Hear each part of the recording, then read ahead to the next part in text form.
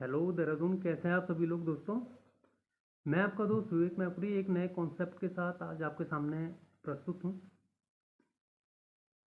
दुनिया में दोस्तों बहुत कुछ चल रहा है आज के टाइम पे। हम वो हैं जो नया इतिहास बनता हुआ देख रहे हैं आज के टाइम पे। बहुत सारी चीज़ें हैं, बहुत सारी बातें हैं जो आपके साथ मैं डिस्कस करना चाह रहा हूँ। जैसा कि आप सभी लोग अभी जानते हैं कि इजराइल, अमेरिका और ईरान का आपस में वॉर चल रहा है और इस वजह से दुनिया का पूरा हिसाब किताब, पूरा वर्ल्ड ऑर्डर चेंज होने वाला है कुछ टाइम में। हमको पता है गल्फ वॉर 1991 बहुत मुसीबतों से हमको गुजरना पड़ा। पूरा वर्ल्ड ऑर्डर चेंज हो गया था।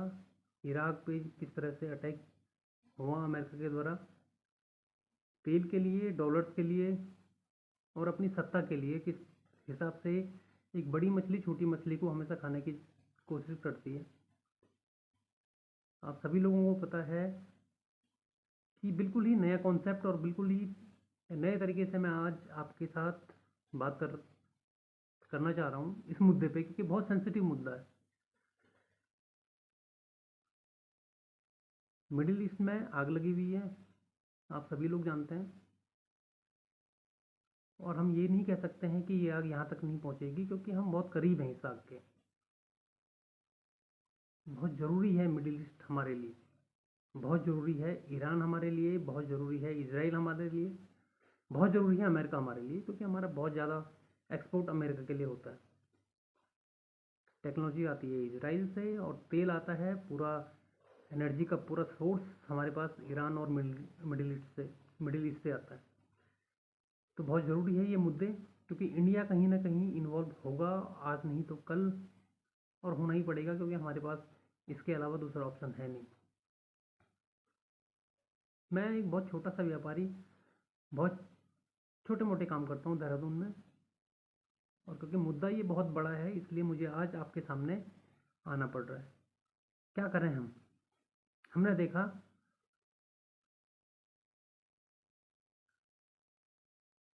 रसिया को 1991 में यूएसएसआर को अलग होते हुए 15 कंट्रीज रसिया से निकली हुई हैं। यूक्रेन उनमें से एक है, अजरबैजान और बेलारूस और बहुत सारी कंट्रियाँ, कुल मिला के 15 कंट्रियों को जब अलग किया 91 में रसिया से, उस समय गल्फ वॉर चल रहा था, मिडिल ईस्ट जल रहा था उस समय। मिडिल ईस्ट जल रहा था इसलिए रसिया अलग हुआ, क्योंकि मिडिल ईस्ट का बहुत बड़ा कॉन्सेप्ट है वर्ल्ड के एनर्जी सोर्स।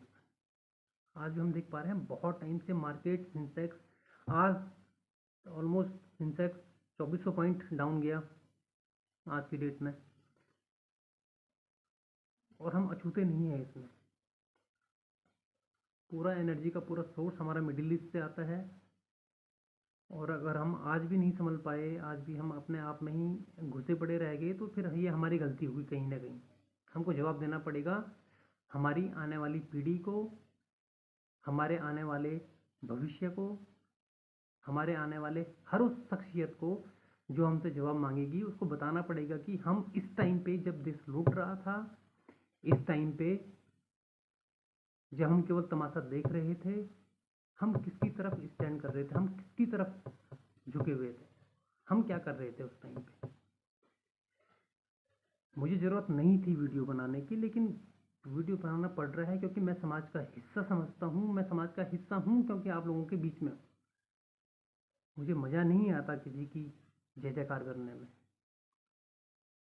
हम समाज का हिस्सा हैं, और जो समाज में गलत को गलत बोलना, समाज में सही को सही बोलना एक आम नागरिक का सबसे पहला कर्तव्य है। एक इंसान की परिभाषा क्या है इकोनॉमिक्स के अकॉर्डिंग? अर्थशास्त्र कहता है कि एक सामाजिक प्राणी वही है जो समाज में रहकर अपनी आवश्यकताओं की पूर्ति करता है, अपनी आवश्यकताओं की पूर्ति के लिए कुछ काम करता है, कुछ कंट्रीब्यूशन करता है समाज के लिए। उसके बदले समाज उसको कुछ साधन देता है, आवश्यकताओं की पूर्ति के लिए तनख्वाह देता है या कुछ पैसे देता है, उससे अपने बाल बच्चे पालता है। लेकिन समाज की रिस्पॉन्सिबिलिटी का क्या? समाज की केवल एक ही रिस्पॉन्सिबिलिटी है कि अपनी आजीविका के लिए समाज का हिस्सा बन के चलना, समाज के लिए कुछ कंट्रीब्यूट करना, कुछ काम करना। लेकिन सरकार का क्या इसमें, सरकार का क्या रोल है? कोई पूछे सरकार से कि सरकार, भाई सरकार का रोल क्या है? आगे समाज तो आज से पहले भी चलते आए हैं, आगे भी चलते रहेंगे, हमेशा चलते रहेंगे। जब नहीं थी गाड़ियाँ, लोग गांव में रहते थे, लोग पत्थर से शिकार करते थे, तब भी समाज था। आज समाज की आवश्यकताएं क्यों? क्योंकि समाज बदलता रहता है। कल तक जब हमारे पास केवल पत्थर हुआ करते थे तो वो भी समाज था। आज हमारे पास गाड़ियां हैं, आज हमारे पास सरकार है, आज हमारे पास मिसाइल्स हैं, आज न्यूक्लियर वेपन है, ये भी समाज है और हम समाज का हिस्सा हैं। हम सवाल किससे पूछें? हमारा क्या? तुम एक स्टैंड लेते हो, गवर्नमेंट एक स्टैंड लेती है, दुनिया एक स्टैंड लेती है, दुनिया के डायनेमिक्स चेंज हो रहे हैं, दुनिया एक पूरा वर्ल्ड ऑर्डर चेंज हो रहा है। हमारा कंट्रीब्यूशन क्या? हम क्या कर रहे हैं? जय, जो राम को लाए हैं हम उसको लाएंगे, यही रह गया हमारा। मैं पॉलिटिक्स करता नहीं हूँ, ना तो मैं पॉलिटिक्स से कोई लेना देना है। आम नागरिक हूँ इस देश का, उत्तराखंड का, और बहुत बुरा लगता है जब सामाजिक व्यवस्थाएं गड़बड़ होती है, क्योंकि हम पे डायरेक्टली इसका इम्पैक्ट पड़ेगा। मिडिल ईस्ट जब जब जला है तब तक हिंदुस्तान को नुकसान हुआ है, याद रखना इस बात को। और आगे आने वाले टाइम में बहुत बड़ा नुकसान से हमको ये गुजरना पड़ेगा। आज ईरान जल रहा है, एक टाइम था जब इराक जला था, कुवैत जला था, ISIS पैदा हुआ था। Same condition, same world order फिर से नया चेंज हो रहा है। प्लीज़ समझो और कुछ मत करो, सो जाओ। ठीक है ना भाई? इससे ज़्यादा कुछ कर नहीं सकते, क्योंकि हमको पता है कि हमारी सोसाइटी कैसी है, हम कौन से परिवेश से हैं। मैं क्या कर सकता हूँ मुझे नहीं पता, आप क्या कर सकते हो मुझे ये भी नहीं पता। आवाज़ उठाओ, मौत से मत डरो, हाथ जोड़ के विनती है। बाहर निकलो घर से, अपने लिए नहीं, अपने बच्चों के लिए बाहर निकलो। मेरा रिक्वेस्ट है आपसे। दुनिया चेंज हो रही है, बहुत जल्द। रसिया आज चुप है, अंदर ही अंदर कंट्रीब्यूशन, बहुत बड़ा कंट्रीब्यूशन है ईरान, इसराइल और अमेरिका के वॉर में रशिया का। अंदर ही अंदर मदद कर रहा है, चाइना मदद कर रहा है, मिडिल ईस्ट के कुछ कंट्रियां मदद कर रही हैं, कुछ जो नहीं कर रही हैं उनको ठोक रहा है ईरान। जो अमेरिका की मदद कर रही है उनको ठोक रहा है। हम क्या कर रहे हैं? हमारा स्टैंड क्या? हर जगह से धमकाए जाएंगे हम।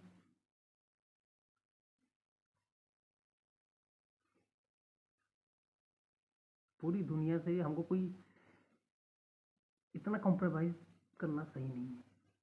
एक स्टैंड तो लो। नेहरू को गाली देना बहुत आसान है, लेकिन ये नेहरू वही था जिसने नॉन अलाइजिंग मूवमेंट की स्थापना की थी। केवल अपना को नहीं चला था किसी रास्ते के पीछे, अपने पीछे पीछे दुनिया का एक नया वर्ल्ड ऑर्डर बनाया था।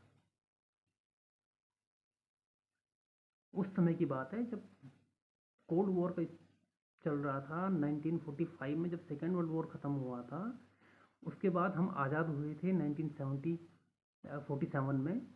तो हमारे पास सबसे बड़ी चुनौतियाँ थी दो, कि हम अमेरिका के साथ जाएं या रशिया के साथ जाएं। नेहरू थे वो जिन्होंने कहा था ना हम अमेरिका के साथ जाएंगे ना रशिया के साथ जाएंगे, हम अपनी अलग दुनिया बनाएंगे। और इसलिए उन्होंने एक नया वर्ल्ड ऑर्डर की स्थापना की थी, जिसको हम नॉन अलाइजिंग मूवमेंट कहते हैं। किसी के साथ नहीं जाएंगे, हम अपना एक अलग स्टैंड रखते थे उस टाइम पे वर्ल्ड ऑर्डर के अंदर। और हमको चाहिए था कि आज हम उस स्टैंड को लेके चलें और पूरे वर्ल्ड के अंदर जो भी पूरी कंट्रियां हमारी इज्जत करती है, इंडिया की इज्जत इसलिए करती है क्योंकि हमारा कुछ वजूद था। वो वजूद तुमने ख़त्म कर दिया यार। हद होती है किसी चीज़ की। तुम्हारी क्या प्रॉब्लम है मुझे समझ में नहीं आता, तुम्हारी क्या मजबूरियां हैं हमको समझ में नहीं आता। इतना भी मत गिरो कि एक हर इंसान को पता लग जाए कि तुम्हारी क्यों गिर रहे हो। उठो, जागो। और क्योंकि मेरा छोटा मोटा काम है देहरादून में, तो मैं बता देता हूँ, क्योंकि मार्केट बहुत डाउन जाने वाला है। 2400 पॉइंट सेंसेक्स आज की डेट में नीचे गिर गया है। जिसका भी पैसा फंसा हुआ है शेयर मार्केट में निकालो, और दोस्तों जमीन लो। 40% की गारंटी आज के टाइम पे मैं विवेक मैपुरी आपको देहरादून में दे रहा हूँ। जो भी प्लॉट लेगा 2 साल के अंदर 40% रिटर्न मैं करके दूंगा उनको, हर प्लॉटिंग पे। जिसको भी चाहिए संपर्क करें हमसे। शेयर मार्केट में पैसे लगाने से कोई मतलब नहीं बनता। आपके बैंकों की आज के टाइम पे ना तो एसबीआई की कोई गारंटी है, ना तो पीएनबी की कोई गारंटी, किसी भी बैंक की कोई गारंटी नहीं है, क्योंकि बहुत बड़ा क्रैश आने वाला है। तो मैं आपको केवल एक सजेशन दूंगा कि अगर पैसों को इन्वेस्ट करना चाहते हो तो हमारे पास आइए। हम आपके पैसों को आपके हिसाब से बहुत अच्छी जगह इन्वेस्ट करेंगे। ज़मीन लेके रखो, कोई बात नहीं, आज नहीं तो कल काम आएगी। आपके काम नहीं आएगी तो आपके भविष्य में बच्चों के काम आएगी, आपके नाती पोतों के काम आएगी, और सबके काम आएगी। लेकिन फालतू का पैसा खर्च मत करो और हमसे जुड़िए। आपका दोस्त विवेक मैकुरी। बहुत ही टफ कंडीशन है आज के टाइम पे। वर्ल्ड ऑर्डर चेंज होने वाला है, बहुत जल्द आपको देखने को मिलेगा। ये मेरा प्रिडिक्शन है। 3 से 4 महीने के अंदर चाइना वहाँ से ताइवान को इन्वेट करने की कोशिश करेगा। 3 या 4 महीने के अंदर आप खुद देख लेना, चाइना अटैक करेगा ताइवान पे, ताइवान को कैप्चर करेगा। अल्टीमेटम चाइना ने बहुत पहले का दे रखा है, 2027 तक करेगा। 26 चल रहा है, और जिस हिसाब से वर्ल्ड का चल रहा है हिसाब किताब, चाइना को कोई नहीं रोक सकता आज के टाइम पे ताइवान को लेने के लिए। और बहुत जल्द चाइना ताइवान को कैप्चर करेगा।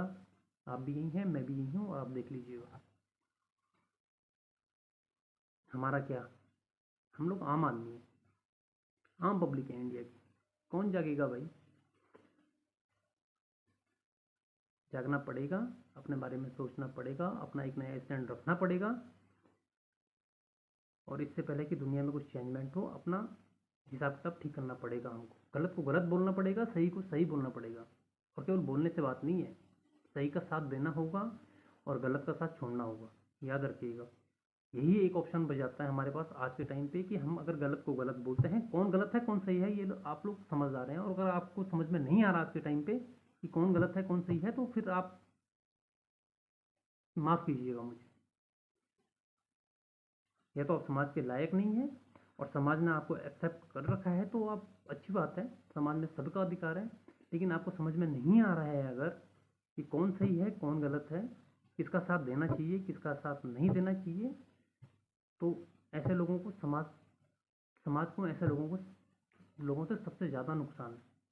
किताबें पढ़ो, कुछ सीखो, पता करो कौन सही था इतिहास में, किसका इतिहास आगे चलने वाला है, कौन गलत है।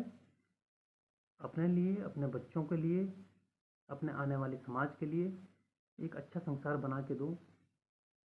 हमारा तो क्या है दोस्तों, आज हैं, कल भी रहेंगे, परसों भी रहेंगे, लेकिन हो सकता है नरसों ना रहे। हर कोई यहाँ ज़िंदगी भर के लिए नहीं रहता है, लेकिन जब तक रहेंगे सच का साथ देंगे, सच के साथ हमेशा खड़े रहेंगे। किसी को गलत लगता है सही लगता है, कोई फ़र्क नहीं पड़ता है मुझे। बिल्कुल हट के टॉपिक जो मैं बनाता हूँ प्रॉपर्टी से रिलेटेड, और ये सब कुछ केवल मजाक है।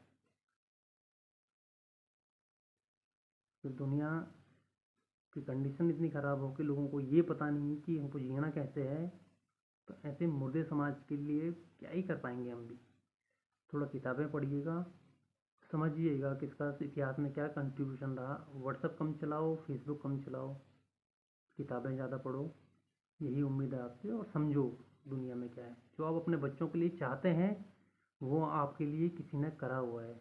एम्स किसी ने खोला हुआ है, आईआईटी किसी ने बना के दे रखी है, इसरो की किसी ने स्थापना करी हुई है देश की, दुनिया के लिए और हमारी इंडिया के लिए लोगों ने बहुत कुछ किया हुआ है। भगत सिंह को पढ़ो, बहुत लिखा हुआ है भगत सिंह ने। दुनिया में बहुत अच्छे अच्छे लोग हुए हैं यहाँ पे, लेकिन थोड़ा सा अंधेरे से बाहर आओ, बहुत ज़रूरी है आज के टाइम पे। जिस हिसाब से दुनिया में गदर चल रही है, मैं चाहता हूँ कि आप लोग समझो बातों को क्या हो रहा है।